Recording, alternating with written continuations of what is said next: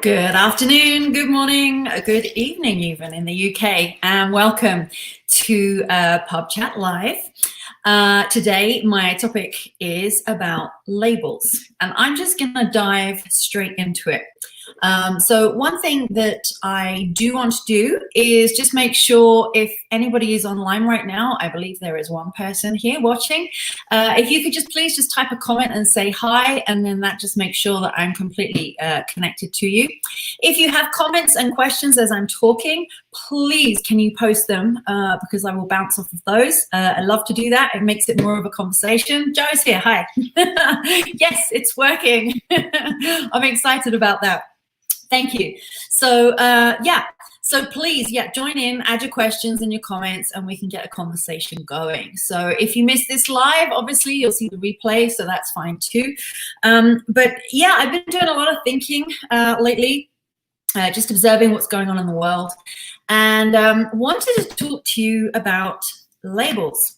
So what is a label? Well, think about it. If you have a product that you buy, a jar or a packet, it will tell you on the label what is inside and what it does, and that's pretty much it. So it's interesting, isn't it, how when something on a product has a description of what it should be inside, and you open that up and it's not, what happens? You get kind of frustrated because it's not as it was described. So I wanted to explain more about that. So I know we just had a few more people join us. If you've just joined, please type in the comments and say hi so I know who's here so I can bounce off you. If you have any comments or questions, please type them in. I will absolutely respond and keep this conversation going. So so labels, they tell us what's inside the packet or the jar, and generally it should be accurate. When it's not, we get disappointed. So let's just take that for a moment and let's relate that to us as humans. So when we are born and we are raised by the people around us, whoever that might be, in the name of caring, they are ideally, and it's not always this, this isn't always the case, but ideally the people that are raising you are ideally looking out for your best interests. And the information that they are giving you and what they are teaching you has been based on the information that they have received themselves and things that they have learned. So they're passing on their information to you. So let's look at what happens here. So it might be that the information that they have has worked for them in their life, or it might also be that they are sharing with you their greatest fears too.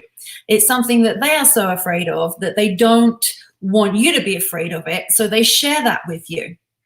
So what starts to happen is let's imagine you were a can of soup and everything that the people around you posted on your label were full of fear. You would grow up as a human with all of those things labeled on you. So things like, don't do this because of that, or these people are bad, or you should never trust these people, or never do that because you'll get hurt. So if you have all those labels on the tin, but you're actually putting those on a human, the human is going to perform according to those labels. So this is the way that the human psyche works. A label will also then become a belief. If a label is being given to you by somebody that you trust, you are going to take that on as a belief. And what you're going to do is when you have a belief, you start to look for proof, and this is something that's totally unaware that you do. You will start to look for proof that this label is true. So if somebody says to you, you're a really bad kid, you're so naughty, you are now going to be very, very aware and open to the idea that if you're really, really naughty, then other people are going to think that too. So you're going to start to look for when somebody else says it. And if somebody else does indeed confirm that story, now you're really going to believe that it's true. And if it keeps happening and it keeps happening, guess what happens? It becomes a self-fulfilling prophecy. So you actually start to behave in a bad way because you need to live up to this label. Because although it's a very negative thing, we all are designed to please. We all want to please. That's how our nature is when we're born. You know, just like dogs, when you train dogs, they want to please, they want to fetch, they want to be rewarded, they want to do, make you happy. I mean, generally as a human species, that's what we're trying to do, is make people happy. So when you're given a label, you will tend to live up to it.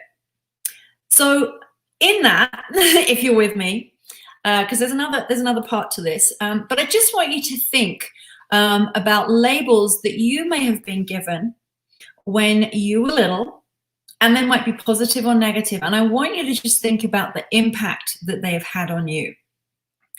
If you want to join in this conversation, I'd love you to type in the comments here, just so it's not just me talking, but we can have some different examples and talk about those. So have there been any labels that you were given? Maybe you were told that you were super smart. Maybe you were told that you were a very fast runner. Maybe you were told you could be anything you wanted to be and achieve anything that you put your mind to. Maybe you were told that you will never live up to be anything because you can't focus, you can't concentrate, you don't listen, you're not good enough, you're stupid. Like, let's think of some of the labels that we were given when we were little. Now, obviously, a lot of us watching this are parents now. So this is interesting because we've been children and we've grown up with labels, and we may even be passing these on to our own kids because they're fears and think blocks that hold us back that we are so conscious of and so trying to change that we subliminally pass this on to our own kids. So it's something to really think about. So in that environment, I mean, I can give you some of mine if you want.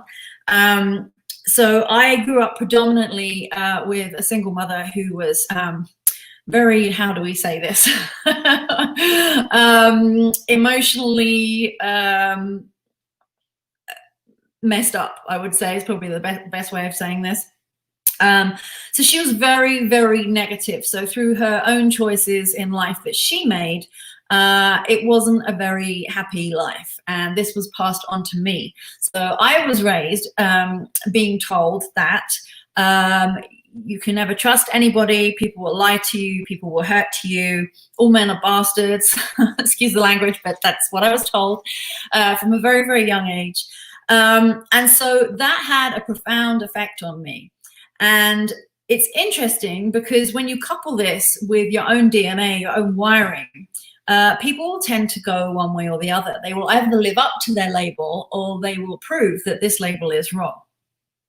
So there are some things that I grew up with in my brain about who I was. I'd been labeled these things, and I spent my life, because if I felt that it was really negative, if I was told something that upset me and hurt me,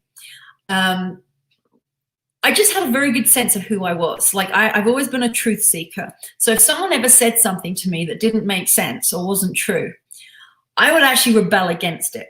So if somebody said to me, you're selfish and you're a liar, I would get triggered instantly, because there is nothing in my whole being that would say that I'm a liar and I'm untruthful. Like, that's just not something I do. I absolutely believe in the truth. The reason is because I was always surrounded by mistrust. So I've always been a truth seeker. So in that sense, I actually was working against it. So if I was ever told you're a liar or you're not telling the truth or you're being deceitful, I would actually get really mad, and my trigger became, I'm going to show you that I'm not. So I would overcompensate in that way. But when somebody told me maybe that I'll never forget this one, that labeled me as over-emotional, dizzy, ditzy, oh my gosh, like it just, I became paranoid. It was just like, I'm too scared to speak up because I don't want people to think this. I didn't want it confirmed to be true. And so in that, I would then start over-explaining myself. And because of that, what would happen? Well, I didn't look decisive. I didn't look confident. I actually looked dizzy. So you see what would happen, where I would start to live up to the label. So I just want you to really, really think, before you can think about changing other people and changing the people around you, you have to start with you. So to start with, I'm asking you to think about you as a child. So, now as an adult, you may be an influencer, a teacher, a coach, a parent, and you're projecting onto everybody else. But to be aware of what you're projecting, you first have to look at what you're kind of taking in. We're both receivers and transmitters, okay? So before we transmit, we have to be aware of what we receive and what we allow to come through and what we allow ourselves to accept. So these labels that we may have received as children might still be floating around in the ether, in our psyche somewhere. And if that's the case, then that's 9 times out of 10 what is going to be blocking us from what we then want to project. Does that make sense? So sometimes when somebody triggers you and they say something, you don't know why it is that you're triggered, but you just feel upset. And it's because the thing that they're saying is something that's still floating around in your psyche that you actually haven't dealt with yet. And so you become triggered, and then you start transmitting information out, which is actually very, very defensive. So what would some of the labels be that you were given as a child that play with you now, that can seem to trigger you now? Was it that it could have been a teacher? Think about people that you trusted. So it would have been parents if you had parents. It would have been family. It would have been teachers, coaches, anybody that was around you in your life when you were growing up. What kind of labels were you given? Were they to do with money? Would it be something that is like, oh, you're a spendthrift, or you're really tight and you don't like to spend money, you're really mean? Would it be something like, oh, you're so fickle and shallow, you're always telling lies? Or would it be, oh, you just, why are you so uncuddly? You don't want to cuddle me anymore, or you don't like affection. Or maybe it's, oh, you're so lazy, you never put anything away, you never do anything. Maybe it's like, you're very, very slow.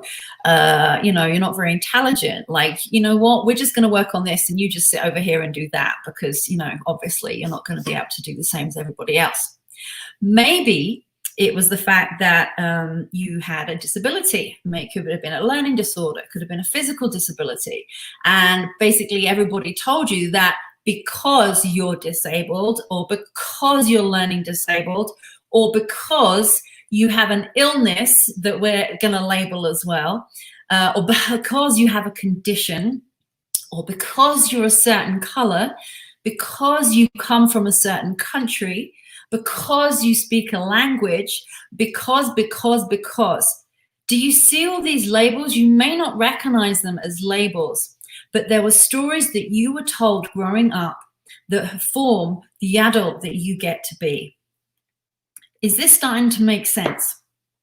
If you were constantly told by the people around you that you should live in fear, like you should be really careful with men because men are really mean, or some men are dangerous, or you can't trust men. It could be that women are crazy. Like, why? Like, women they're crazy and they're over emotional. You need to be careful of them. Maybe you maybe you were told that, policemen were bad. Maybe you were told that, policemen are only to chase bad people. You weren't told them that they're a safe place to go to if you need help. Maybe you were told, what else would there be? I mean, I'm linking this to current events too, because it will come out in this. But think about the stories that you were told, right? It might be never trust rich people, like they, never believe money. Where money comes from, money is bad, money is evil. Don't think that you will ever get a job because only these kinds of people can get jobs in this. You'll never get to university because only smart people do. Joe says, socioeconomic too. Yeah, we are poor, you'll always be poor. Exactly. So we just take this for granted. Like, we never, obviously when we were little, we never thought about those comments, but were they comments that were bandied around a lot? When you're told those things, they then become beliefs. And when you start to believe those things and you never question them, what you'll start to find is as you grow up, these will become your triggers. And they're either going to trigger you to do the opposite of that and prove everyone wrong, or they're going to trigger you to be that. And this is something that you need to be aware of. If you are triggered by certain things that are in the media right now, and you're triggered by friends and family and everything that everybody is talking about, you need to ask yourself why. Remember, receivers, transmitters. We receive information and we transmit information. So what tends to happen is we receive information, someone says something we don't like, because it's triggering us. It's like, oh my gosh, how dare you? So before stopping to think about what that is, we want to throw out a bunch of stuff to the other person because it hurts. It's like, I don't want to hurt. You can have my hurt back. So you throw things out, and you throw out facts, you throw out information that justify your trigger. You justify your story because that's what the ego does, right? So it will justify, let's say that I will use my thing, you know, all men are evil. You can't trust men. They're complete bastards. They're all going to be mean to you. That's what I grew up hearing.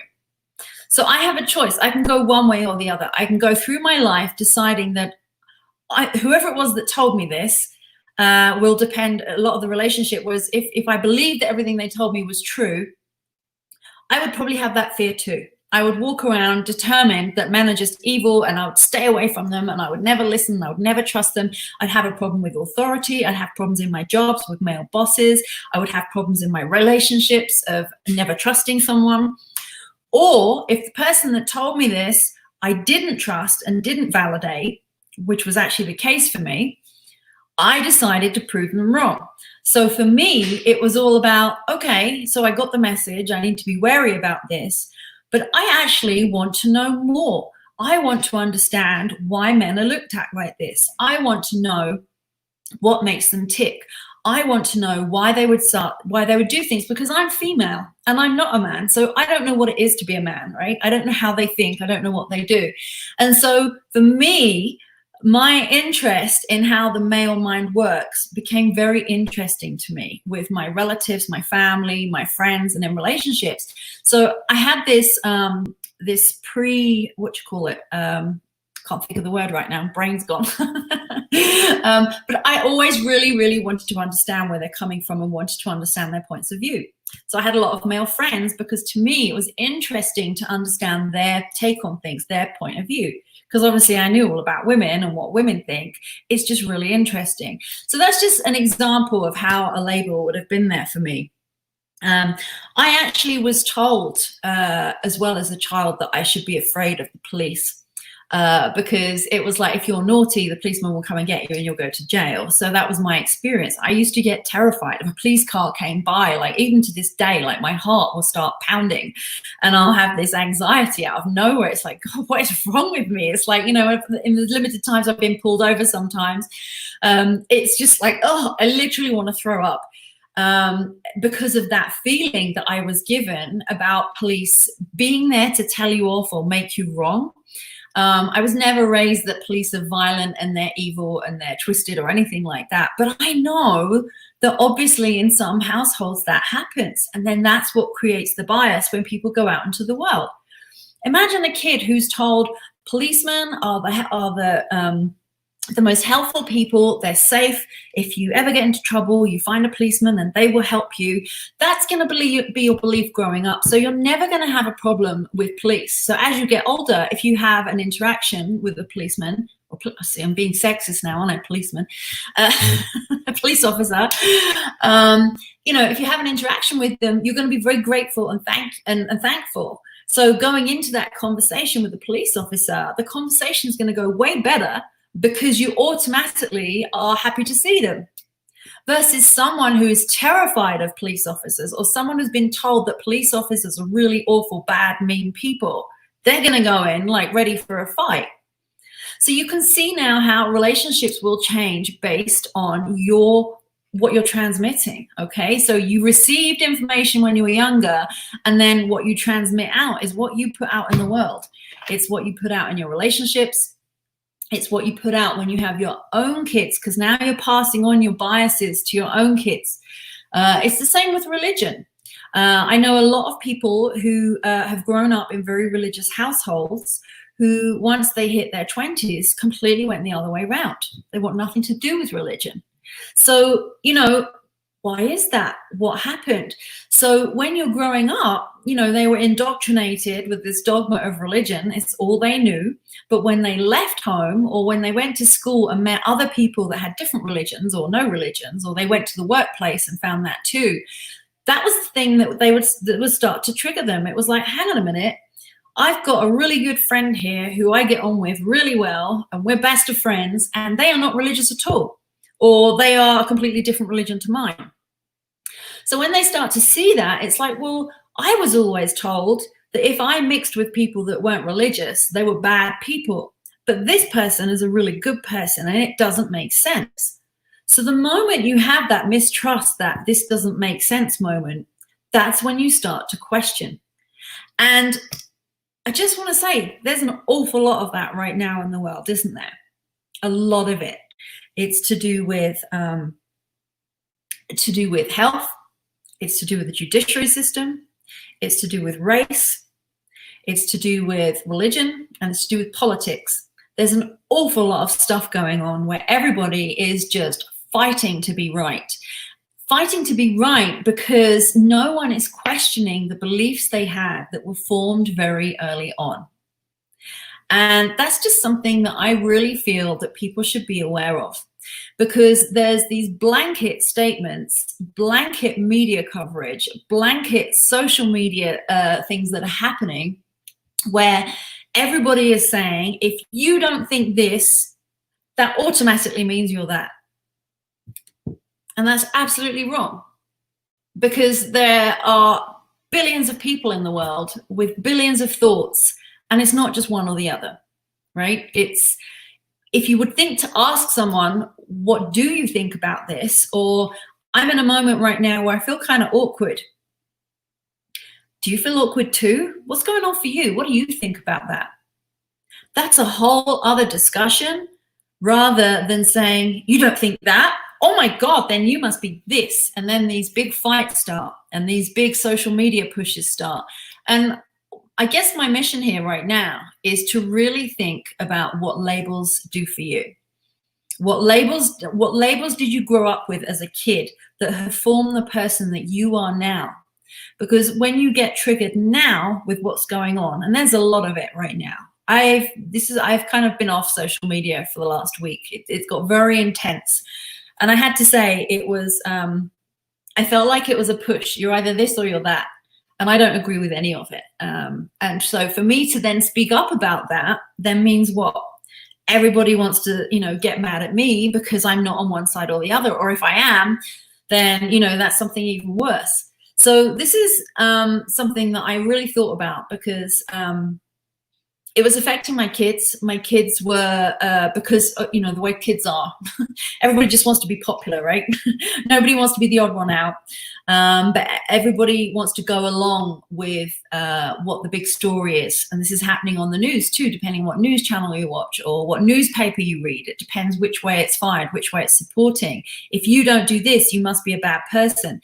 So this is plugging into your beliefs. If you have beliefs still from when you were a child that tell you that you were a bad person, or that tell you that you can't make up your own mind, or you can't be this, or you must fear this, or you must fear that, or if you do, we don't know anybody that ever did this, that means you can't do it.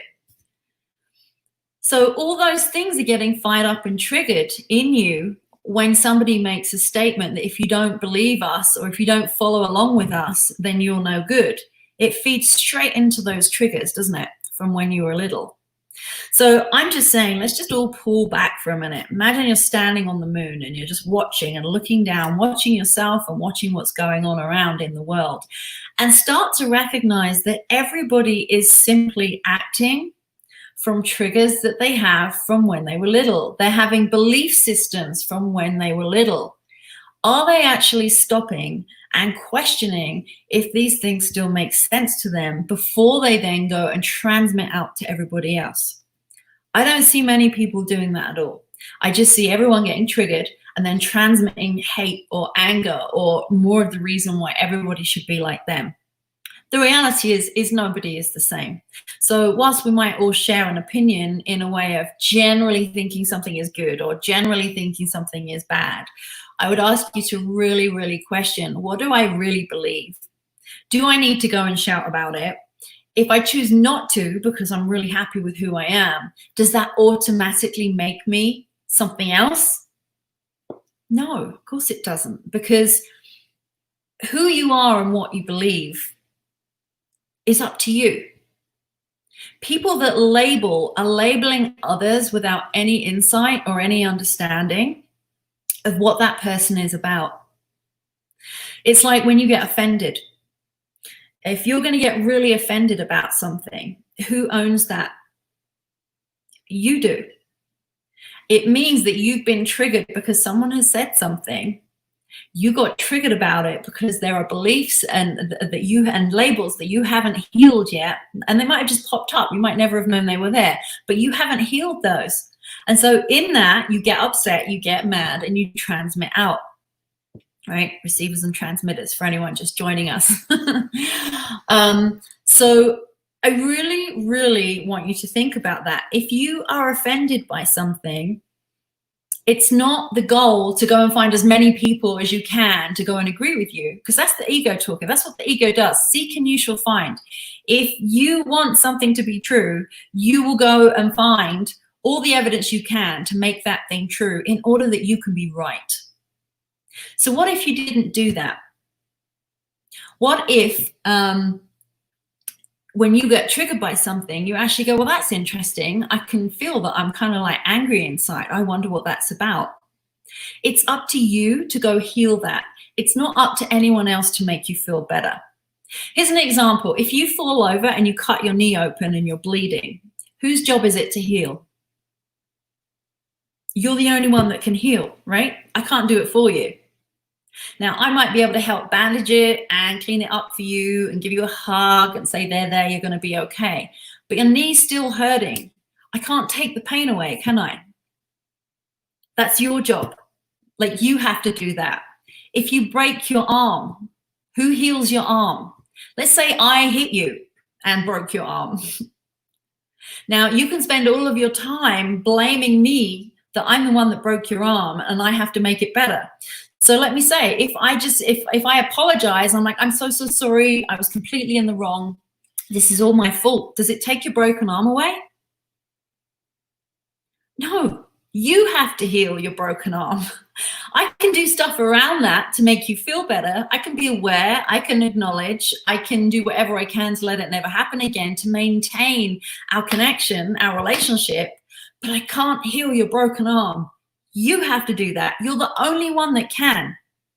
So it's the same with your belief system and your thoughts. If I offend you, I'm the trigger that offended you, right? What I said you didn't like and it upset you. And I can take that back and go, you know what? I'm so sorry. Maybe now is not the time to talk about this. I notice you're upset. I'm just going to back away here.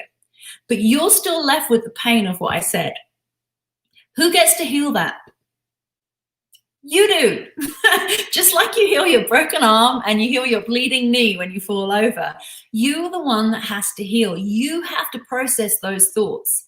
You have to understand that in order that our relationship can work again. I can do as much as I can on my side, and I can keep apologizing and saying sorry, and I'm going to make this better, and I can show you that I mean what I say.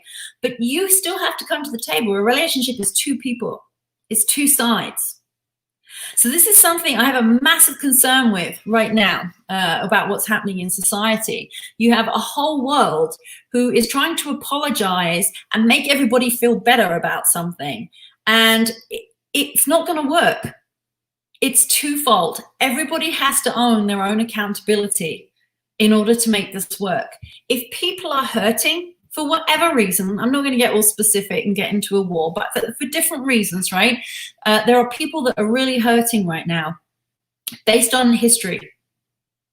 So again, without belittling or taking away from what happened, that's not my point here. I'm just literally, let's take this out, let's put it in a box in a separate conversation and just have a conversation about what's actually going on right now. So there's people that are upset about the past for whatever reason, right? And let's just be, whether it's about coronavirus, whether it's about police, murder, racism, it doesn't matter. These are all reasons that people are hurting. So I'm not making light of that. They're very, very real feelings. But in our box that we're going to talk about, these things have already happened. They're in the past. So I'm talking about how do we fix this? So can I fix what happened in the past? No, it's not here anymore. There's nothing I can do about it. Can the people that are hurting fix what was in the past? No, they can't either. They can't change it. It's gone. Who has the pain of the past? Is it me? No, I just talked about it. I'm the trigger. The person that has the pain of the past are the people that are hurting.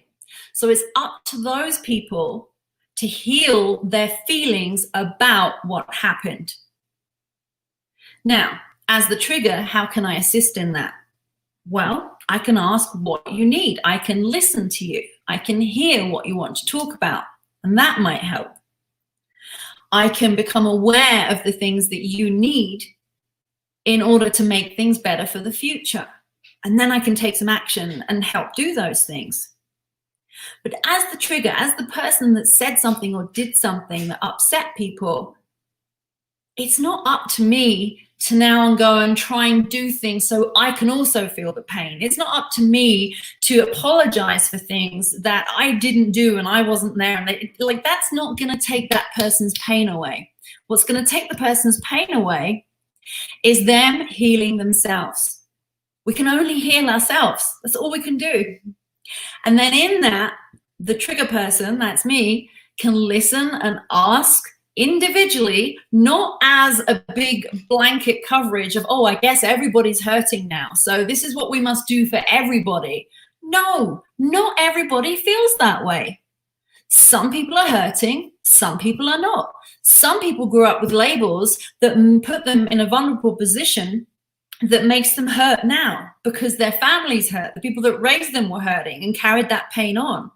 But some people weren't raised in those environments. Some people were raised in environments where they were told that they were no different to everyone else. They could have whatever they wanted to do. They were powerful. They were not discriminated or talked about in terms of, color, race, size, shape, ability, male, female, gender, sexual orientation. They were never given those labels.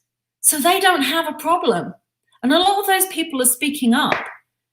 And yet people are getting angry about that, going, how dare you speak up? Well, we all know how we feel. We're speaking up for ourselves. Everybody has a right to feel their own feelings. We all have a right to share how each of us feel. We don't fit into one category or another. And we don't assume how someone else feels based on what they look like or where they come from. That's so rude and it's so defeating. Like, I can't help people heal if they're not willing to help themselves. If you have, if you have someone in your life who is like an addict of some kind, like a drug addict or a sex addict or an alcohol addict or whatever it is, can you heal their addiction? No, you can't. They're the ones with the addiction. They have to heal it. But as a support person, what do? You can make the assumption, okay, so I guess the way we're going to fix this is to, and then put all these things into action about how we're going to fix it. But this person still isn't feeling any better because the reason they have the addiction is because they are numbing themselves from the pain that they feel. Who takes away their pain? Who heals their pain? They do, because they own it, okay? So, sorry, my daughter's phone's going off.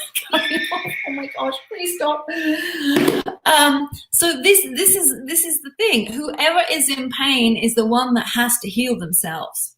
What they need to do is to communicate what they need in order to move forwards in help from everyone else. And I don't see that happening right now. What I see is everybody else feeling so uncomfortable that people are in pain that they're making these huge assumptions about what we're going to do to fix them. And that's so wrong. So wrong. I think what we need to do is shut the hell up, acknowledge, yes, there's people in pain here. What can we do? And let those people in pain express themselves in a way where they feel safe and loved and honored and not judged, and they just get to tell us what they need. And in that, we can now create some action to give them what they need, rather than assuming, oh, you're in pain, that means I have to be in pain too. I'm going to go and do all these examples of what it feels to be like in pain. I'm going to assume that I know what you feel like. Oh my God, making me crazy. It's not the answer. So never planned to go here, but this all ties in because it all comes down to labeling. A label is on a tin. It tells you what's inside. So Why would you let other people label you and tell you what you are inside? Who knows what you are inside? You do. You're the only person. And the only way anyone else is going to know is if you transmit and communicate who you are inside. And if you don't have the confidence to do that because you were raised in an environment where you were told to suppress, you were told that if you did speak out, you'd be in trouble, what the other people can do around us is allow a space for you to speak. It's up to everybody else to listen and ask and question, not to tell you how it is, because this just makes it 50 times worse. Now, I feel like I'm on a complete rant and I know that I've been talking a lot, but I really do hope that this resonates with you. It's a huge subject, and I'm sure that if you weren't watching live and you're watching this later, that it's sparking up some things for you to think about. So if that's the case, I would love you to add on comments after the fact, and I will actually absolutely get back to all of you. You can also direct message me if it's something that you don't want to talk about publicly. But to me, I think this is a point that absolutely needs raising, and I think it's something that can so simply be solved. Everything we do to make a big change in the world starts with changing ourselves first. That's the first place we have to look.